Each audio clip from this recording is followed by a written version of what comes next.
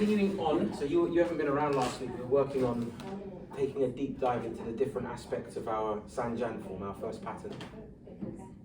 And last week we discussed a number of areas, and today we're going to look at the iron shirt element of it. So, I always say our first form, San Zhan, and all the San Zhan forms, San Zhan Lima, in our system is iron shirt forms. What does that mean? Yeah. So, because we're learning a fighting art, initially you need to be able to toughen up your body. You need to be able to take impact and not have your organs, not have your bones damaged. Yeah. If you don't have the correct protection, using the muscles on top, using the tendons, using the fascia, you're going to have broken bones easily, you're going to have damaged organs. Yeah? So, the initial thing that we do with this is we need to find out how to create the protective barrier through the correct kind of tension in the muscles. And the correct kind of tension means a tension that does not come from contraction. Yeah? So, if for example I tell you to tighten your chest, yeah, just tighten your chest, do it now. If you tighten your chest, you feel all of your shoulder, just a whole band across here tightens, including your shoulders, sometimes even down into your shoulder blades. Things can't move, you lose movement, yeah? That's contraction through, that's tension through contraction. Some people say you shouldn't have any tension at all. That's not quite correct, because if you don't have any tension at all, you're just flaccid and soft. You need to have some tension. But the tension is not through contraction, the tension is through stretch. Yeah, the same way if you stretch an elastic band, there's tension. But it's a tension where it bounces things off. All right?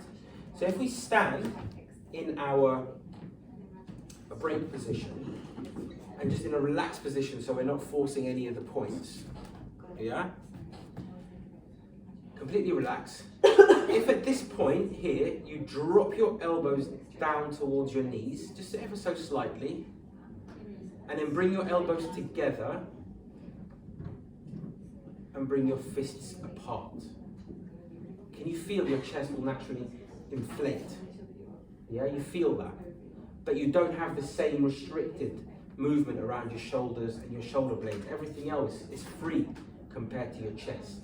So we're creating the inflation, the tightness in our chest, the tension, not through bearing down, contracting, but through correct alignment of the position.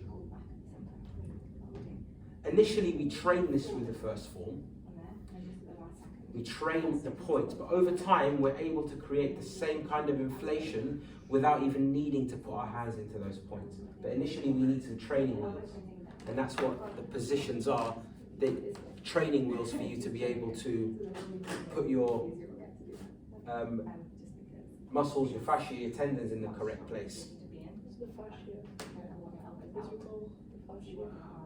The fascia is the white tissue that surrounds your organs, that surrounds your muscles. It's quite elastic, so it's not the red meat, but it's the white meat that's elastic, that protects everything, that stretches, that moves. Yeah?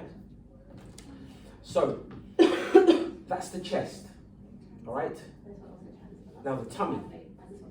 Again, if I tell you to tighten your tummy, you'll just tighten your abs. Tighten your abs. And again, that's restricted, because if you tighten your abs, can you see what happens? Everything comes down, you start to hunch forward. We don't want to tighten our abs, so we do it through the breath, yeah? And there's different ways of breathing, and I'll talk about this later in the week, but just the initial basic thing is you breathe in, and you hold the breath, yeah? And then the perineum, which is the point right underneath, just slightly lift it. And can you feel it? Again, there's an inflation, and there's a compression here that gives you a tightness that is not through contraction. You've still got freedom to move, but you're not crunching, which is what we don't want. Yeah? So just keeping those two in mind now. So put your hands in the position and just take a breath in. And as you take the breath in, lift the perineum. It's difficult to get this muscle coordination initially. Take your weight backwards, so you're 60-40 on the back. And you should feel a shield form. A shield of inflation form down across the front. Yeah?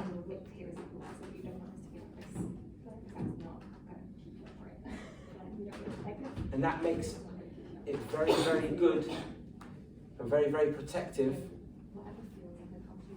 when you're hit. You can take impact. Our hands in the break. Now at the end, we flex and tighten. We cause a rotation.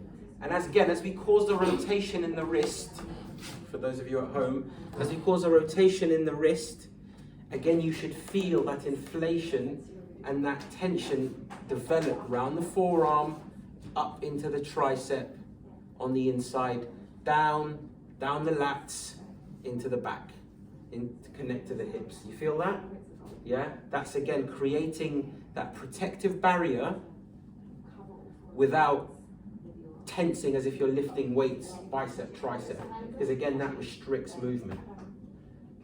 So the essential points of your posture, align correctly, and then developing the correct locks begins to develop the basics of the iron shirt.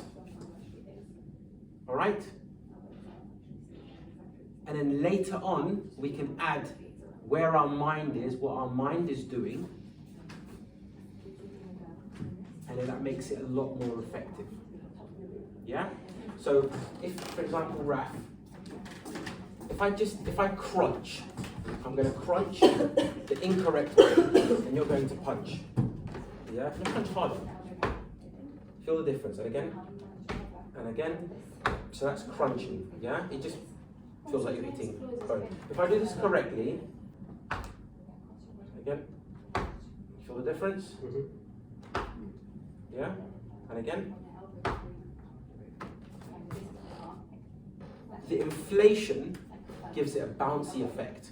So the force isn't just hitting something, the force comes back. And that's what you want. And it's the same with the arm. Yeah? So again, if I just tense my muscle, and you're just gonna hit my arm like this. Tense my muscle, a bit lower, right on the bone. That's quite sore, that hurts because I've got tension. But if I inflate correctly, hit. Again, yeah? Much harder. Yeah? That doesn't hurt. And again, that's what we're trying to do. But do you inflate your arm to the other part of the arm? Well, initially it's the lock. You lock, you position, and that creates that inflation.